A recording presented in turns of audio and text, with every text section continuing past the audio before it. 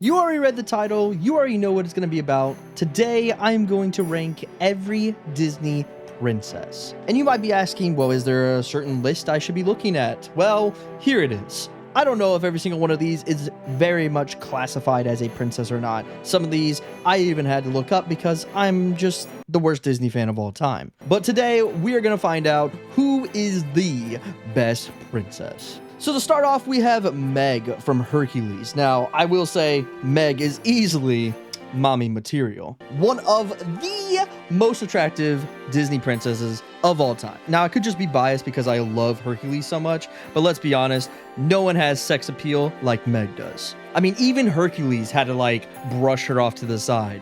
And that took some mad strength. So good to you, buddy. Plus, she's got that whole Ariana Grande vibe, let's be honest here.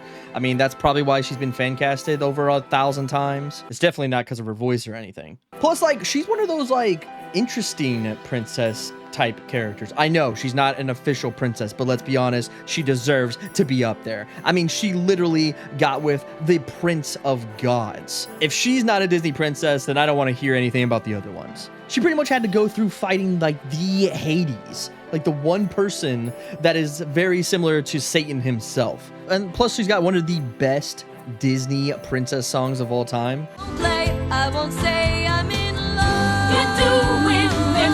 Read our lips. You're in love. I mean, who wouldn't be in love with Hercules? Let's be honest here. But one of the interesting things about this character is that she sometimes is overlooked. I feel like because people don't classify her as a Disney princess, I think a lot of people forget she's even a thing. Unless you're a mad Disney fan like myself, and Hercules is one of your favorite movies of all time. But the dynamic, the love between her and Hercules, it just feels so real. It doesn't feel like, she came after this guy just because he was a prince and she wanted a better life like half of the other Disney princesses. So for that reason, I mean, she is easily S tier. I mean, there's no debate, there's no argument there. If you think otherwise, you're wrong. All right, Mulan. All right, Mulan is probably easily one of my favorite Disney princesses of all time. And that's because she actually is classified as a Disney princess.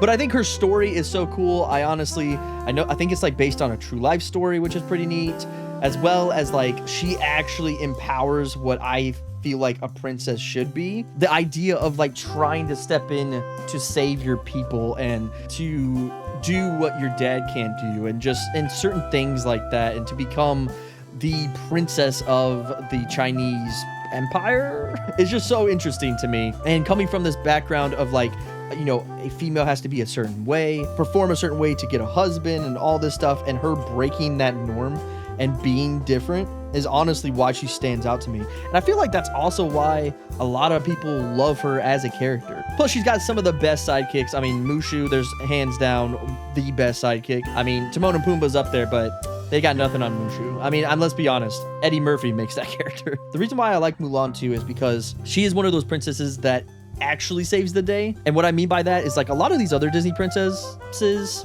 it sounds weird saying princesses, I don't know why, but a lot of these other Disney princesses, they literally have to wait for the prince to save them, right? But in this movie, she is the savior. She is the one that does it. And I think Disney at this time was trying to switch the norm a little bit and make her actually become the hero, not just having Shang save her or anything. No, she saves Shang and she saves the emperor and defeats the big baddie. I've always said my favorite princess stories are the ones where, yes, I still love the love aspect of a character, and I think Shang is easily daddy material, but at the end of the day, I love when the princess, because the story's about that character, being the one that saves the day at the end. So for that reason, S tier, no debate, easily outdoes almost half of these characters. And on top of that, has such a great story. So, all right, Jane from Tarzan. Again, another character that is so overlooked and it's unacceptable. She should always, always, always be up there as one of the Disney princesses. Let's be honest, she married the Prince of the Jungle, all right? And some might even argue the King of the Jungle after his dad died, all right? So let's be honest, she deserves to be up there with the princesses. Her character always was so funny to me though, because I don't know why, the way they designed this character, someone was horny. That's all I'm gonna say. This character like has the biggest bottom I've ever seen in a Disney movie, I feel like. But on top of it, it could be just like the way it was designed and the era that it comes from. But for her, I think she's interesting because compared to the other princesses, maybe Belle is on this like spectrum, but like she's actually smart, nerdy smart, not just like common sense, whatever. And she's like, obviously, you know, we see her in the movie studying apes and like trying to learn how the zoology behind these animals work and all this stuff. Plus she has one of the coolest dads, let's be honest. Plus she's another one of those like princesses that I was attracted to growing up, so that also plays into this a little bit. But one of the funniest things, and I will always say why I rank her so high, is the scenes between her and Tarzan. They're so funny, and they're like easily some of the best scenes in all of Disney movies when it comes to humor. And it partly is because of Tarzan being how he is and not understanding anything, but I love her reaction towards the stuff. It's super interesting. But I will say she's partly what a classic damsel in distress looks like to me. I think it's just the way she's designed. She looks like the classic damsel in distress, which is funny because half of these princesses were damsels in distress that princess had to save, where she really wasn't. She was actually pretty strong on her own, and I really respect that. But because she actually isn't, I'm gonna drop her on A. And you're probably asking, well, Hero, you didn't do that to Meg. Well, because Meg is mommy. No one argues with me about that, okay? We're not even gonna talk about this one. This is S tier all the way. Cusco. Mommy. Kida, Princess Kida from Atlantis, The Lost Empire. All right, now this one is such an underrated princess, and I am so mad they still do not recognize her as a princess. You got to be kidding me. She literally has princess in the name, and it's a Disney movie. Like, why is she not advertised all over everywhere? And I get so happy when I meet people that absolutely adore this character, as well as this movie in general is underrated. So if you have never seen it, like, please go out and give this movie a chance. If you have nothing better to do with your life, do this, please. Save this movie for humanity. This is also one of those movies I feel that would actually work as a live action. I know a lot of people are against it because, you know, live actions ruin animations and blah, blah, blah, blah, blah. Like, I don't care. I know a lot of people like fan cast Zendaya as this character, but I feel like there's so much more people that could play her. But either way, going into all this, she's also like one of the only characters that gets powers, possessed powers. I don't know. She has some kind of spiritual power. Also, cutest couple, her and Milo, let's be honest. So for that, I'm gonna go ahead, because sometimes she's forgotten, like I even forget about her sometimes, I'm gonna throw her in the B category. But I think nah, she's A. I gotta say, I like her too much. Tiana, Princess Tiana. All right, so for me, Tiana is first off relatable. I think that's one of the coolest things about her character. I mean, haven't all of us had a dream that we want to get to and accomplish, and the work that goes behind it, but you're not in the right mindset or the right financial, you know, area to do it? That is this character. She just happens to fall for a frog. Plus, she's got one of the best Disney villains of all time, which is pretty dope. I mean, literally, she had to go up against a voodoo man. That's pretty cool. In general, I do think, like, from a character aspect, again, because she doesn't actually, like, per se save the day, that kind of has a downside. But for me, it was just the idea of her being a strong-willed, like, character that is just trying to make her dreams come true and ends up, like, marrying a prince. Like, it's kind of interesting. Granted, does that mean that she would have got what she ended up with, like the restaurant and all that, without the prince? There's some argument there. I don't know. But in general, like, I just love the movie. Like, the movie, and part of this is, like, I'm trying to rank them, like, because of how I love it, my enjoyment of watching their movies and all of that. But for me, she's, like, the center of the attention. She does get that. She does wish upon the star, which is a classic Disney thing. For her, I'm going to put her in B tier just because I think she's great, but I feel like again, I like characters to be somewhat strong. I don't know how to explain it. She's B tier for me. That's all I'm gonna say. The one, the only Rapunzel from Tangled. All right, so for me, Rapunzel is very quirky, and I love that about her character. So she's like one of the top people that I've ever been attracted to when it comes to animation in general. But in general, I also love that she, again, has a dream and she's trying to go for it. You know, yes, she's gonna have help along the way, but she's there to get that dream. And honestly, the coolest thing about it is she also can fight for herself. Like, part of this movie is like she does crazy things with her hair, right? She's able to save the day, save Flynn, get out of situations, as well as she makes a frying pan her best friend. This is easily princess material. Rapunzel's been around for years, and I think Disney's adaptation of Rapunzel has been absolutely phenomenal. And I would even argue that Tangled is better than Frozen. Yes, I know. Oh my gosh, attack me in the comments. I'm gonna lose my mind. For that reason, Rapunzel will be S tier for me because, again, one of my favorite movies of all time. I'm probably a little biased. Vanellope! Oh, dude, I love that Vanellope from Wreck-It Ralph is actually classified as a princess. I think that's super cool. Definitely one of those characters that I forget about sometimes because I think Wreck-It Ralph in general we forget about. Rest in peace, Wreck-It Ralph. But I do love her character, and I love that she comes from like this fun atmosphere of just having fun and enjoying life, which is something that some of these princesses forget about because they're driven on like a goal or whatever. And she's not, because she didn't even want to be a princess, like, if you guys remember. So I don't have a lot to really say because like she's cool in general, like, because her movies aren't princess movies, it's hard to classify her. So I will throw her in the C category just because she's classified as a princess. That's cool and all, but is she really when it comes to a princess story? Nah.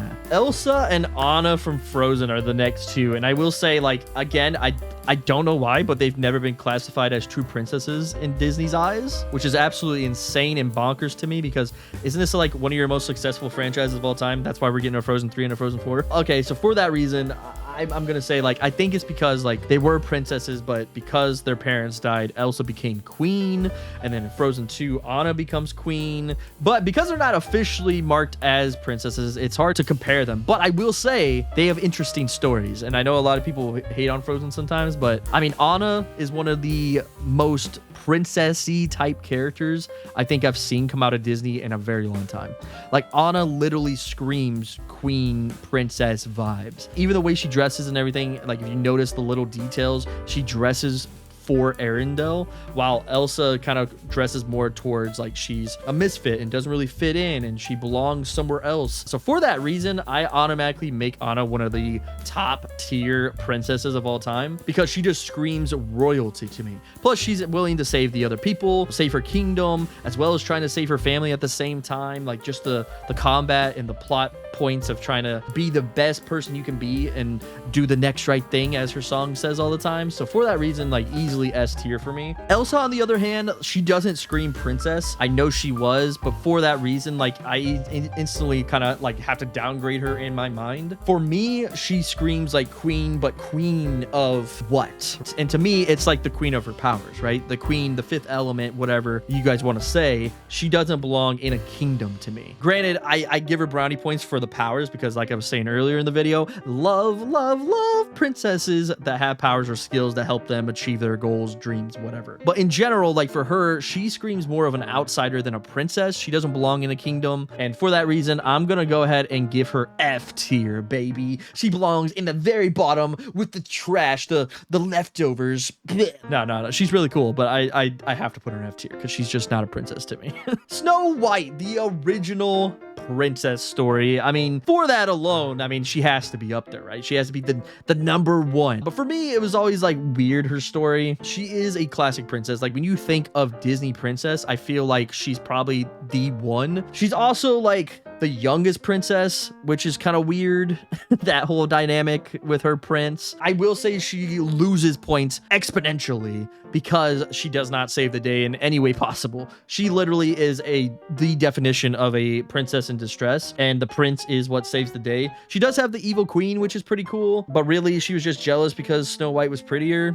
And which is really weird because, like, she's jealous over a kid. Like, what if Snow White grew up and became straight up ugly juice and no one wanted her and the prince left her, you know? You never know what happens later in life. For that reason, I feel like she's cool. She does give me that classic Disney vibe because of, like, her singing and being able to talk to, like, the animals and stuff, which is very cool. But for me, she's never screamed like the best princess, right? She never was like, oh yeah, Snow White, top tier. So I will throw her in the A category because I do think she belongs up there. She started the whole renaissance of princesses and like the Disney princess era. But to me, she never was like the best. She just kind of was there. She's like when you guys go and get like, you know, like Doritos or something, right? And you got them because of the spokesperson. This is the spokesperson of Disney princesses. She's literally the person that's like, hey, I'm the face of Disney princesses, but really at the end of the day, you probably like every other Disney princess that came after me. I'm just kind of here because I still get a paycheck. Cinderella. I don't know. I've never been a fan of Cinderella. I know, hate me in the comments. I mean, she's cool and all, but like, her story's kind of boring. And I think it's because like her evil stepmom is like the big baddie. And I'm just like, really? You couldn't just leave? The story's weak in my opinion, and I know I'm probably gonna get hate for that, but for me, like just in my opinion, I think it's one of the worst stories when it comes to like Disney princesses. You know, Prince Charming, I guess, like cool, you know, he's the classic prince. You know, when you think of a prince, you probably think of Prince Charming first, so that gives her some kudos for having a strong prince. In general, like her as a character, yeah, she's cool, but if the fairy godmother wasn't there, I don't think anything would have happened. I think she would have been stuck doing what she's been doing forever. So for that reason, F tier, bro. Every girl wants to be Cinderella too, and I'm like, yeah, you want to be the person that does house chores and stuck and locked in your room forever? Maybe they're talking more about like the prince aspect of it. They want to meet their Prince Charming one day. I don't know. To me, it's too stereotypic. Without magic, she would still be cleaning floors with a toothbrush. Moana. All right, so Moana is easily one of my favorite Disney princesses, and I for the longest time I didn't even classify her as a Disney princess, and I think this was because like she comes from an island, and I forget, like technically her dad's the chief. Is that considered a king of an island? I don't know, it can get a little twisted there, but Disney officially classifies her as a princess. So she doesn't marry a prince, which I think is very interesting. I think she was one of the first characters to do that. I could be wrong, or no, I think there was more people. In general, she's really interesting because her character's, again, focused on saving the island, saving her people, which is very interesting. It's not this classic tale of like, I just want true love. It's like she actually has a persona. And like, to me, it's really cool because, again, it's like following that dream, right? Like, because she wants to discover the ocean, but it's mainly for, you know, there's some personal gain in there, but it's also for her deciding like, I need to save the island because I'm the only one that can do this. Otherwise, the island dies and we all die because we're cursed. And then, of course, like she meets Maui, which is cool. In general, like most of the time, you find out that she's actually can stand up for herself. Even when they're fighting the coconut people, she smacks like 2 of them into the like next year, which is amazing. I have theories about this character, and I feel like if you go off of my theory of her like literally perishing and dying in the ocean during the storm scene, she comes back as like pretty much like a goddess or whatever. Like, I don't know how to really describe it, but from a theory point of view, very interesting because she comes back and like, if you recognize like at the end when she saves the island and Tafiti like changes into her pretty much, it's really interesting. Like she mirrors her look. Why? I don't know. Maybe it's just because she saved the day. Who knows? But like, because of her restoring the heart, and the only way to enter the realm of monsters is to be pretty much like a godlike character, and she was able to do it, she instantly has all the trust in my heart to run a freaking island, much less a full-on kingdom, you know what I mean? She deserves princess status than probably half of these people. So for that, she's going up there in the S tier. Merida, dude. Merida. The only Pixar princess, if you guys didn't know, which is pretty interesting because I feel like Pixar did well. I kind of want to see more. Plus, it fits into like the whole Pixar theory stuff, which I absolutely adore. If you guys couldn't tell from my shorts, I love Merida. This was one of the characters and movies that I didn't watch for the longest time, and I think it was because it was just another princess story. You know, I think audiences, we can admit that we all kind of get bored on the same kind of stories over and over. But this one was interesting when I finally watched it because not only was it the first Pixar princess, but it was also, I believe, one of the first princesses to actually want to do their own thing and not want to be married and wanted to break the norm, like normality of being married off to a prince and like being the classic princess raised to be a queen type of thing, where she was like, nah, I can do more with this, which was pretty cool. I love that about her character, as well as like, come on, again, the skill sets in princesses. She literally can shoot a bow, bro. And she has precision accuracy. Don't mess with her. That's all I'm going to say. And I love the story of like the mom and daughter, you know, trying to get closer over time, and just like more of the focus on like her as a character trying to become herself instead of what society wanted, as well as like trying to repair her family dynamic. I don't know, I think it's really cool. Plus those long luscious red locks. Like, I don't think there's another princess besides Ariel that has red hair, but like the curly hair, it stands out. So for that reason, I'm gonna throw her in the A tier. I almost want to put her in the S tier just because like I absolutely adore Pixar, but she's not as strong as the S tier princesses to me. Sleeping Beauty, aka Aurora, Briar, Rose, whatever else names she has. Like, decide on a name, jeez. For this character, I don't know, she's one of the best Disney villains ever, like most recognizable Disney villain in Maleficent, right? She is the big bad. Like, you think of like the biggest, baddest villain in Disney, it is Maleficent, which is very funny because I feel like there's definitely some better villains out there. So stay tuned because I will definitely do a ranking video on my top tier Disney villains. But Sleeping Beauty as a character, it's just kind of boring. I never knew why people love this character so much. I know there's like a fan base out there for her. Don't know why. This woman literally sleeps half of the movie. If it wasn't for the prince, like, she would be still sleeping or dead. So for that reason, to me, she is F tier and will always be F tier because just why? What's the point of her character? All right, the next one is Princess Elanwe. Elanwe? I don't know. Again, I've never seen this movie. This is from like the Black Cauldron. I think this is the one Disney movie I've never watched. So hey, maybe that's a future video, watching the Black Cauldron for the first time ever. From what I've seen, she looks interesting, but I just don't know her enough. So for that reason, I'm just gonna put her in F tier because I'm just like, I don't know her enough. I'm gonna have to watch the movie to see and get an actual representation on this chick. But from what I've seen from just like trailers of the movie and stuff, I guess she's cool. She fits the princess vibe. She looks very young, so I'm like, I don't know, maybe she's like similar to Snow White, so maybe she belongs in the A tier. I don't know. I'm just gonna put her in the F tier because I have no clue who she is. Ariel from The Little Mermaid. All right, where do we put you? So this was my like childhood crush growing up. Like, I was obsessed with The Little Mermaid. I would argue that she's like number 2 when it comes to thinking about Disney princesses, right? You got Snow White, who is your spokesmodel, but then you got Ariel, who's like the fan favorite. But also, I enjoyed her movie. I think her movie's really cool. A lot of people argue that she's just a crybaby and doesn't want to live in what her dad pretty much provided for her, like King Triton. But in general, I think it's interesting. The curiosity of her character is pretty cool. Like, being able to discover new things and want to be a part of those worlds, right? Pun intended. I don't know. It's cool. Now, the whole becoming a human, like being a fish person and trying to marry a human, kind of weird.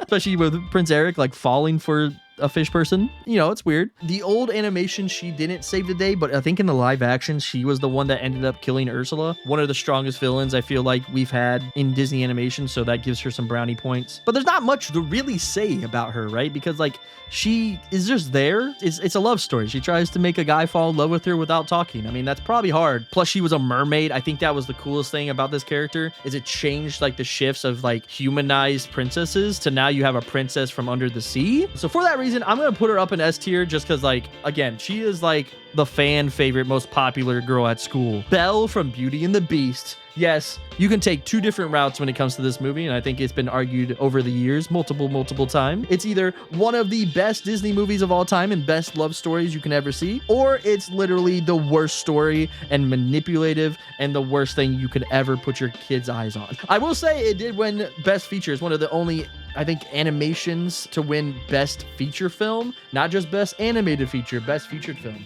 which is pretty cool at like the Oscars, I believe. But Belle as a character, I will say over time, I think when I was a kid, I pretty much could care less about her. I thought she was kind of boring, and I feel like most kids probably will, because first off, what kids like to read? You know, like that's school, mom. I don't want to watch a princess that loves to read. But over time, as you get older, I feel like Belle starts becoming more of like ourselves, right? We get older and we're like, you know, the more and more I relate to Belle every day.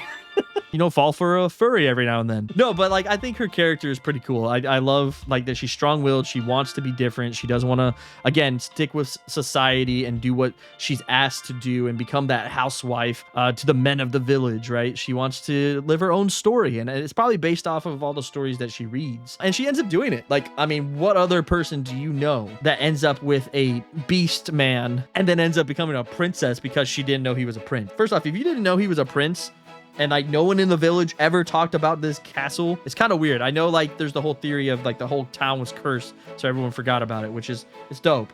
But at the same time, it's like you telling me you have never roamed the outskirts of the village. But overall, I love that she is very kind-hearted. She doesn't like to get pushed around. There's multiple times in the movie where she tells the beast like no, which partly is like, yeah, she was imprisoned and like there's things like that happening in the story. It is I don't know, it's a very cute love story. And like if you ever want to just watch a cute love story, just don't take any of the, you know, modern day thoughts in your head and just enjoy a love story. I think it's one of the best, you know, love stories of all time. She recognizes the beast for what he is, not what he looks like. When I think of this character, I think of like classic mom vibes, right? It's a feel-good character, feel-good vibes. And for that reason, I automatically put her at S tier. She will always be S tier for me. Jasmine from Aladdin. Okay, so Jasmine easily was marketed as sex appeal. let's be honest. I don't think she even really has a true purpose in this movie besides being visually appealing.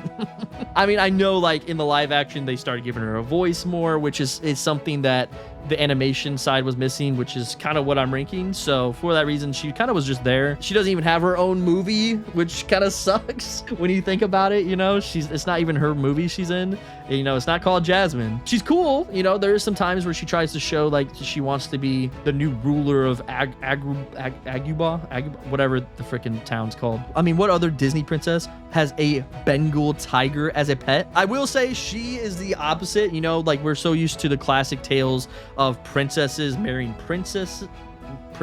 So this movie was different because you had someone that wanted to have a better life, which we can argue that he was like the prince of thieves or whatever. But let's be honest, Aladdin became a prince because he got with Jasmine. So I will say for that aspect, she gets some brownie points. So I'm going to throw her up in B tier. Pocahontas. All right, Pocahontas, the longing for adventure and changing social norms and stuff. We've been talking about that a lot with these princesses. I'm noticing a pattern here. Pocahontas has always been someone didn't really care for the movie that much. It's just one of those movies, like those Disney movies that I just never really got into, which is funny because apparently people say Avatar, like, you know, the blue people, giant people running around, is pretty much just stolen the whole like story of Pocahontas, which I can see after doing some research, but I still like Avatar more. I know Pocahontas is the only one like Disney princess that is based off of a true real life character, which is pretty cool. I feel like she's boring, man. I just don't like the story. And maybe it's because I never gave the story a chance. But for that reason, I'm throwing her down in F tier just because I just don't really care. All right, and the final one is